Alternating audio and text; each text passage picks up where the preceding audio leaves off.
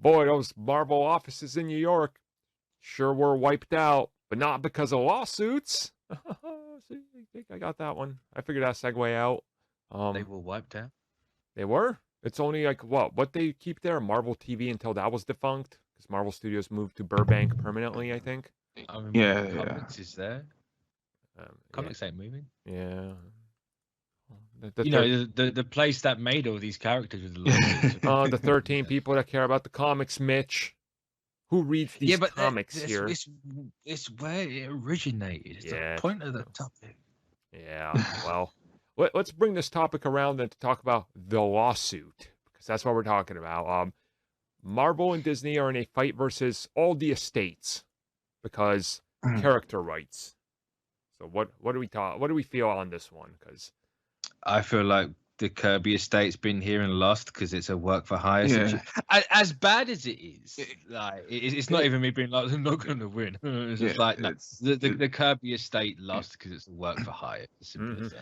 Yeah, it's like on one end, it's it's bad on the companies for not giving them stable income for the people that created the character and their families. But on the other end, it's as bad as it is, it's work for hire. And they can't get around it, even though, from what I understand now, is that from I think was it the Copyright Act of like mid-70s gave some of the creators an option that after so many years they have an option to recant the copyright and stake some ownership over the character.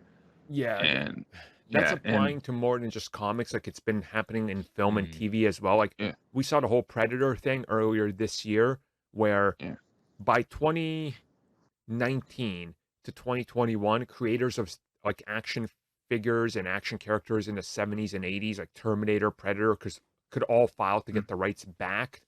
So it's happening everywhere. Like this is only popular to Disney right now because it's over to Marvel characters, but it's happening pretty much everywhere. Yeah, so and like the whole confusion here is that from what has been stated is that since Stanley's passed and he doesn't have a stake or can say anything about Spider-Man as a whole, the Ditko estate wants some money or partial rights to Spider-Man, even though from interviews and stuff, Steve Ditko wanted nothing to do with Spider-Man after the fallout.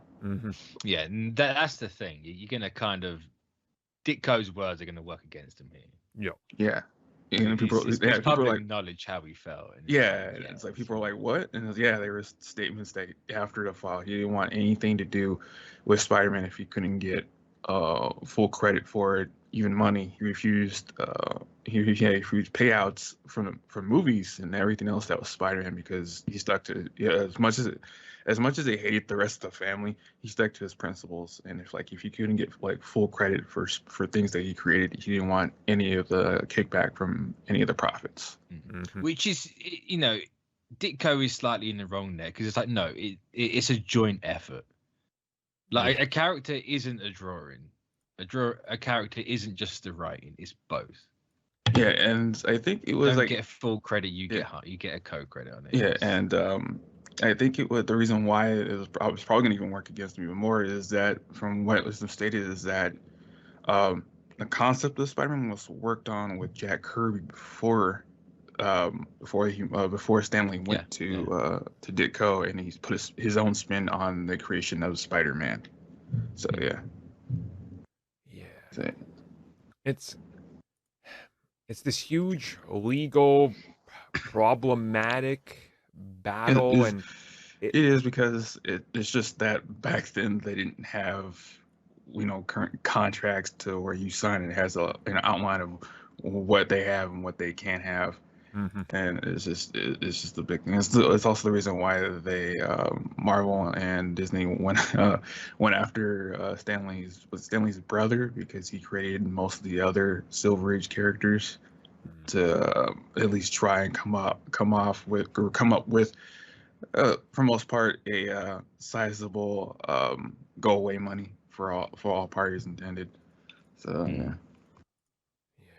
it's just a big mess is what it is. So this is the like I've seen people say like, oh, they're just trying to get money. They don't deserve anything. They didn't make it. It was like a relative that's no longer with us. And it's like that's besides the point. Yeah. Like you know, inheritance is a thing, and if I found out someone I was related to had made something that's worth a fortune now, you're damn right I want a part. I know that's the thing, is that it's not so much the money, is that they look back at that they would have a say in everything, and for the most part, not all relatives would want to have, you know, the thing that's been made, you know, be represented fully and to its realization, and would just give it up to the highest bidder who would give them the most money.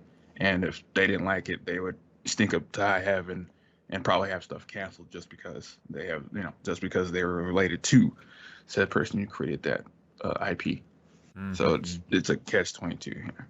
Yeah, it's. I just think Disney needs to pay out, Marvel needs to pay out, and the families need to kind of realize that it's the work for hire situation puts them in a really tight spot. Yeah. Also, can we just talk about it like this for a second? They just settled with Scarlett Johansson for $40 million. I guarantee you, between all these estates, they're asking for less than $5 million combined. So why don't you permanently settle with all of them and not have to have this happen in a public spotlight? Like, it's $5 million. You're gonna make that back by farting. Like, so what is it to you? Like, I did. Yeah. And I get it. You spent triple that on costumes. Yeah, legit though. Like, like it's nothing. Like, just give them a percentage of a percent of like what that character makes from a movie or something like that. Yep. Like, enough of just giving creators special thanks at the end of a movie. Actually, say thanks, like with the payout. Right. Just give them something. The merchandising from Spider-Man alone means you're never going to have to worry about paying every single creator. And let's be honest, there's not exactly a ton of creators in Marvel like that actually made these characters. Like what, 8,000 were made by like 6 people or something shit like that. Like you haven't got to worry about paying 1 million people. It's especially with the Ditko estate. And I was like, at that point, you just got to blame Steve Ditko for not refusing all of that royalty fees that were supposedly given to him when he refused. So.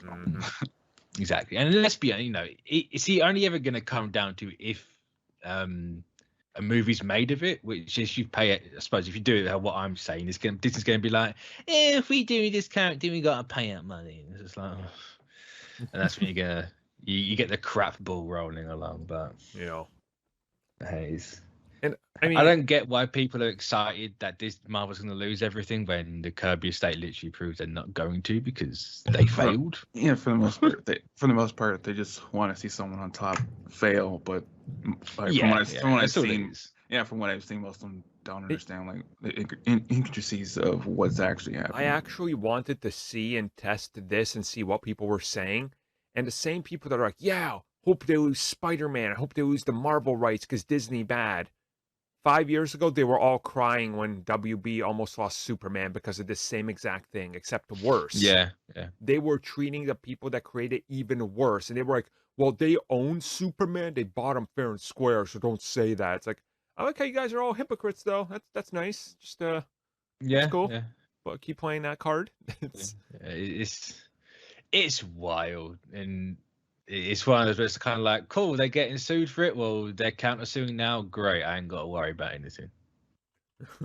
Now, this is the company that has kept Mickey Mouse out of public domain for like 6 generations of people. And I mean, that's the thing. And they extended the law to keep Mickey Mouse out of public domain. They fought it in court. They've kept Spider-Man out of the public domain. They're not losing anything. It's as simple as that. I mean, all they have to do is just pay up a little bit of money that they they pay. I think they pay off and they get it extended by a couple of years. And that's the thing. The next big famous character to enter public domain is Superman at the end of this decade, and people do. But it won't happen though because of Disney. Right.